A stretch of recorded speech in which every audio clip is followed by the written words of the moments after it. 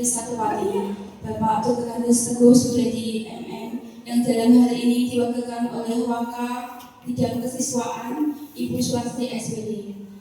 Yang kami hormati Fasilitator Nasional dari BPGTK Ibu Enjang Aktiati Suhesti SPD.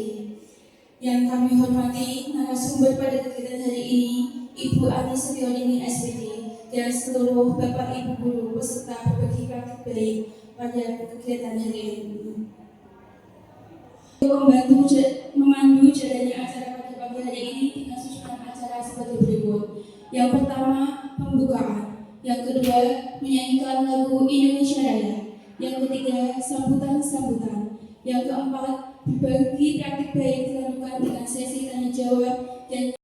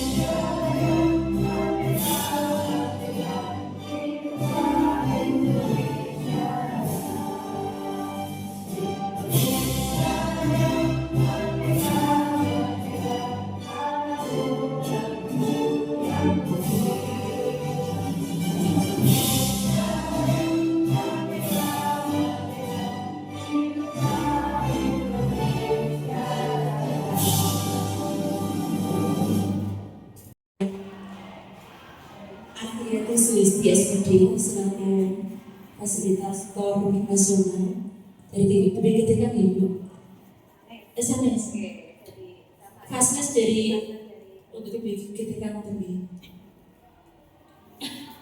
Fasnes ya oke Fasnes dalam kegiatan berbagi praktik baik apa yang beliau dapatkan di Solo kemarin untuk kita terapkan, untuk kita ambil pelajarannya untuk bisa diterapkan di instansi kita ini.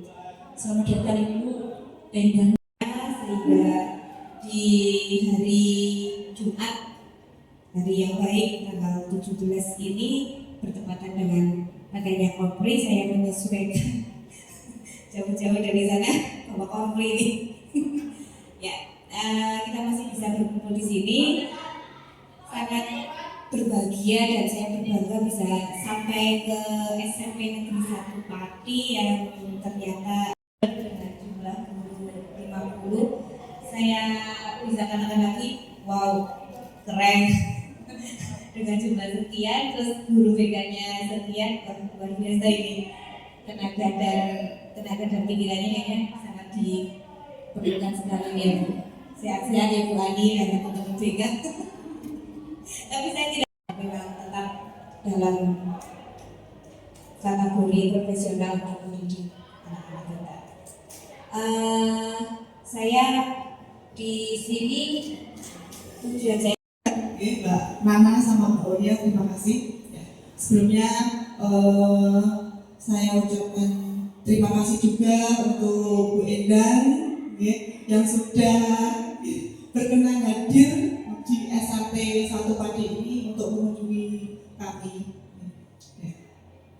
Perkenalkan ya, saya untuk berbagi praktik baik 7 jurus BK hebat. Jadi ilmu ini yang saya dapat, saya juga baru mendapatkan ilmu ini pada saat kemarin. Kemudian yang kedua, kelola emosi, mengelola mengendalikan emosi. kemudian tumbuhkan resiliensi. Jadi resiliensi itu daya juang atau daya penting siswa, kemudian jaga konsistensi, kemudian yang kelima jalin koneksi, pemahaman mengenai potensi siswa, maka kita akan bisa membantu murid memahami dan mengenali gaya belajar, bakat, dan minat melalui asesmen yang sistematis.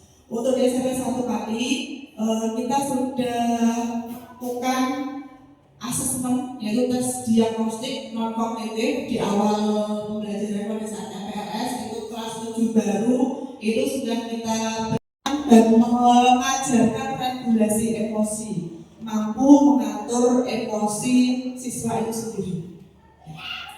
Kemudian yang ketiga, jurus yang ketiga yaitu tumbuhkan resiliensi. Ini yang nanti akan saya bahas juga tentang resiliensi, yaitu menumbuhkan daya lenting atau daya juang murid untuk menghadapi tantangan.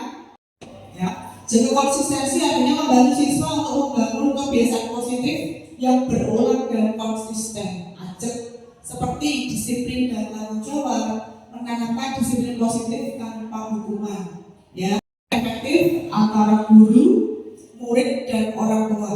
Kemudian membangun komunikasi empatik antara guru dan murid, bisa memahami apa yang dirasakan oleh siswa itu penting. Kemudian yang keenam, jurus yang keenam yaitu bangun kolaborasi. Melibatkan berbagai pihak seperti guru, orang tua, dan komunitas sekolah dalam mendampingi perkembangan murid yang diterapkan dalam kehidupan kita. Menciptakan lingkungan belajar yang aman, nyaman, dan menggembirakan bagi tumbuh kembang murid. Walaupun setiap sekolah sudah ada himbauan sekolah ramah anak, ya. Jadi itu yang harus kita sejumlah 31 siswa yang terdiri dari 13 laki-laki dan 18 perempuan. Pelaksanaan kegiatan hari Rabu 25 September 2025 di ruang kelas 9C. Kemudian seni dan agama. Jadi saya mencoba memilih kelas 9C untuk saya lakukan asesmen di kelas tersebut. Ya. Karena pengalaman terhadap potensi dan gaya belajar murid merupakan fondasi utama dalam mengetahui hasilnya. Guru memberikan pertanyaan sebagai bahan refleksi, yaitu gaya belajar apa yang dominan pada diri siswa, diri murid. Kemudian apa setuju, apakah hasil tersebut sesuai dengan dirinya. Auditorial itu sebesar 90%, kemudian visual sebesar 26%, dan kinestetik sebesar 55%, dan mengoptimalkan potensi diri melalui pemahaman gaya belajar yang tepat. Setelah mengetahui gaya belajarnya, murid menjadi paham potensi yang ada dalam murid. Pentingnya menumbuhkan growth mindset dalam diri dan tidak mudah putus asa saat mengalami kegagalan. Aplikasinya mengajak murid untuk menuliskan kalimat dukungan yang akan memotivasi mereka untuk tetap semangat.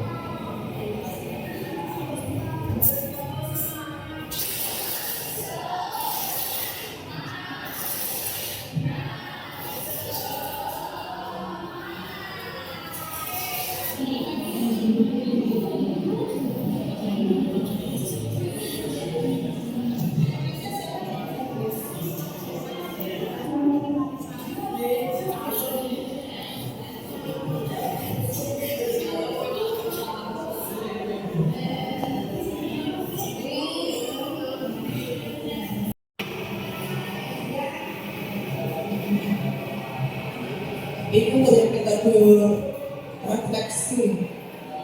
Anak-anak merefleksikan perasaan atau reaksi atau respon apabila mengalami kegagalan.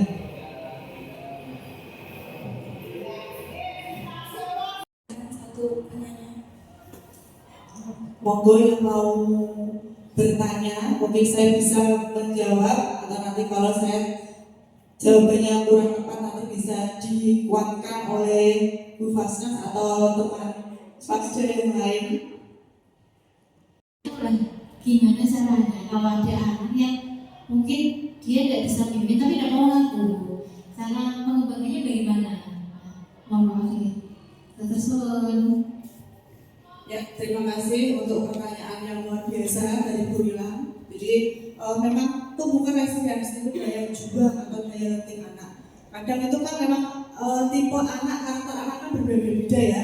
Ada anak itu yang introvert, ada yang ekstrovert. Kalau dengan anak yang ekstrovert kan mereka lebih terbuka, mau bercerita, mau berbagi. Tetapi kalau untuk anak-anak yang introvert, kita memang harus jeli bahwa anak ini tuh tipenya pendiam.